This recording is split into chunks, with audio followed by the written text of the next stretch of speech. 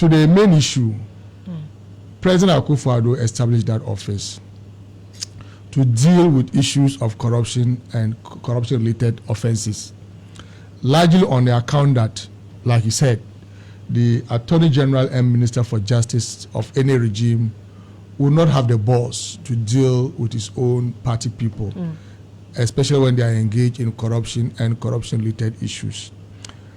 But what I can tell you for sure, yes, laws are important, institutions are important, but what is most important is the political will in fighting corruption.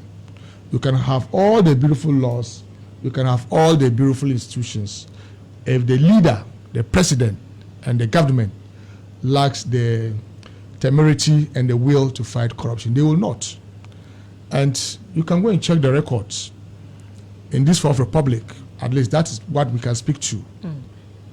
Mr. Gentleman may want to get to the days before the Fourth Republic, but myself and Owl can relate well with happenings under the Fourth Republic. Not to belittle previous presidents before President Mahama and after President Mahama, but if there's one person who has shown that political will to deal even with his own people, his own government or party people, that would be President Mahama. Rollins. And I would well, thank you for adding President Rollins, because Rollins is from our stock. He's the founder of the NDC. Yeah. And so thank you for adding one other president to, but you have President Mahama, for instance, during his tenure as president from 2013 to 2016, go after his own party people. Abu Gapile was an appointee of President Mahama. We all saw what happened to Abu Gapile. Sometimes we cite those examples with pain, because some people, no, he had been given pardon by President Akufo-Addo. Yeah. You know, that political smartness of President Akufo-Addo, you can't take it away from him.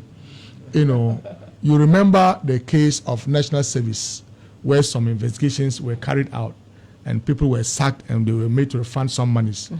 You also remember the case of a Deputy Minister for Communications, Victoria Hammer, who had just dreamt of making $1 million. As I sit here, I have dreams of making millions of dollars. It's a dream. Everybody has a dream. Yeah. Just for that dream. Dream is not a crime. It's not a crime.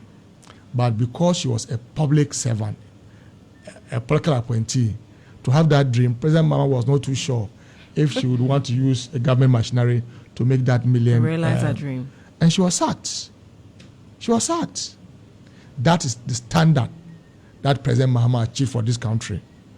In fact, I can give you a plethora of those examples. The bus branding. That we did a bus branding, right? The opposition, these were about 3.2 million Ghana cedis, raised some red flags about it.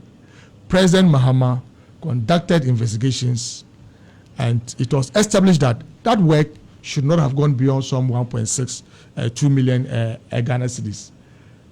The Minister for Transport then was made to refund those monies and was eventually sacked.